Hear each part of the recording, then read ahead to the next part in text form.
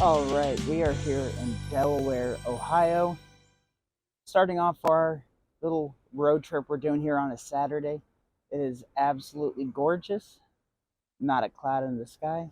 Let's go see some historical markers and our first stop on this trip on US 23. Let's get started. Coming up on our first historical marker, it is the birthplace of Rutherford B Hayes, the 19th President of the United States. Right where this BP is, where one of our presidents was born, here in 1823. The home was purchased in 1921, and there's been a gas station here ever since. Pretty cool, and that kind of starts our tour here. The second stop here, right across the street by the Delaware County Historical Society, we have the Old City Hall and Opera House sign. The Old City Hall opened up in 1882. It had a clock tower, but the structure of the old City Hall had burnt down twice. First time, or once, in 1934, February 1934, almost 90 years ago, the structure was destroyed in a fire, and 3 years later, current City Hall right here was constructed and opened after the city paid $95,000 to rebuild. Must have been pretty devastating fire in 1934, but now there's this beautiful new City Hall in Delaware. We're going to go across the street here. There's a statue of Rutherford B Hayes, but currently there is a Girl Scout starting to set up a table there. So we're going to bypass that stop and make our way north. Obviously, there's a lot of historical places and whatnot in Delaware. We're gonna have to come back and do some more sightseeing here in Delaware County.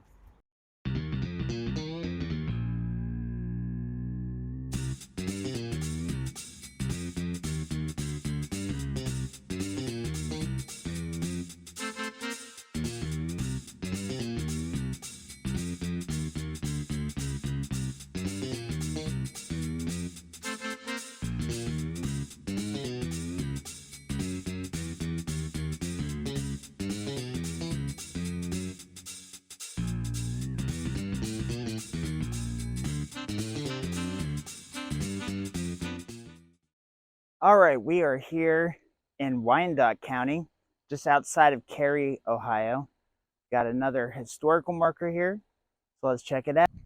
All right, so we are almost to the Colonel William Crawford burn site, but here we learn a little bit more about him.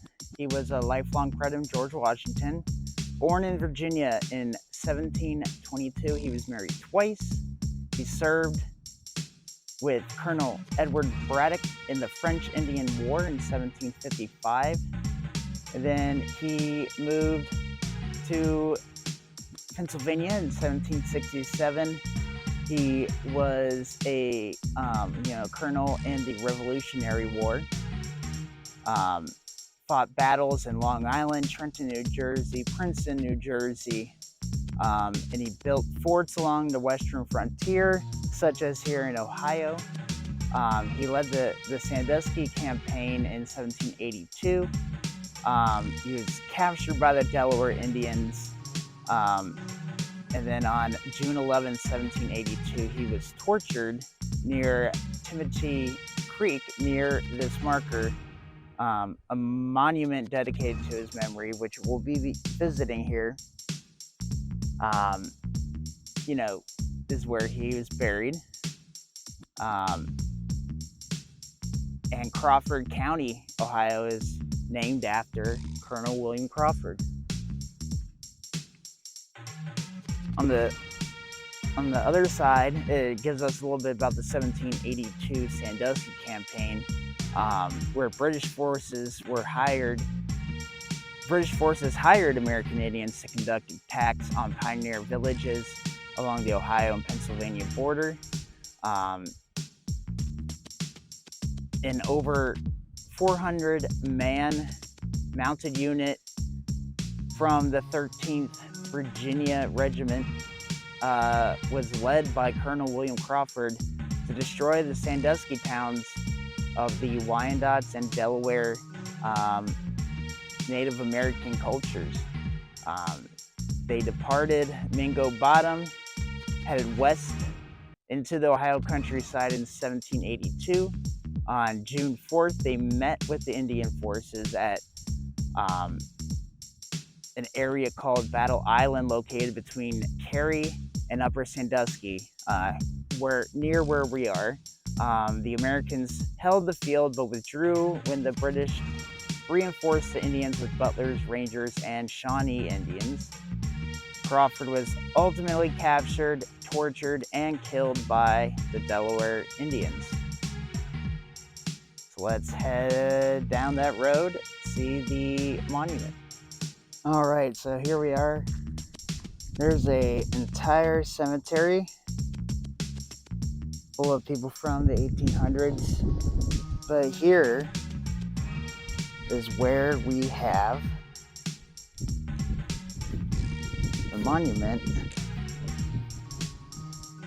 to Colonel Crawford,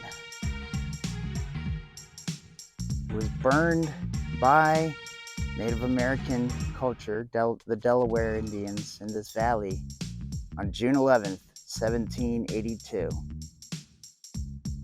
And as you can see, it was erected by the patriotic citizens of Wyandot County, August 27th, 1994.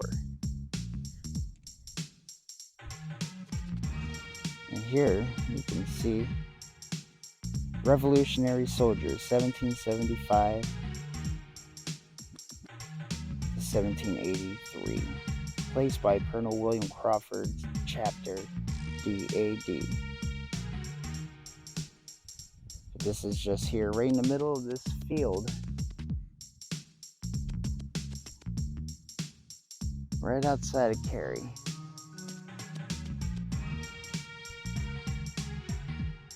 So now we're going to be headed on to our next spot. It's going to be Bowling Green, Ohio, and we'll see you there.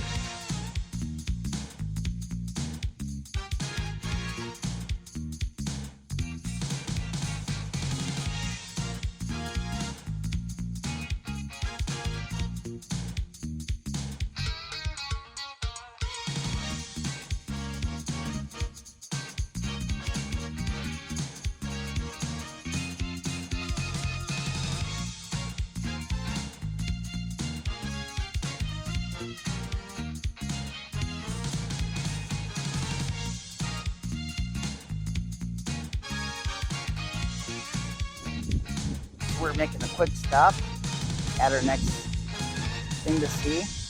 We are at the Stroh Center at Bowling Green State University. This is my alma mater, and I'm proud to present to you the world's largest falcon statue. So this arena and the statue were both built and installed when I was here as a student. So I can verify this is the world's largest falcon statue.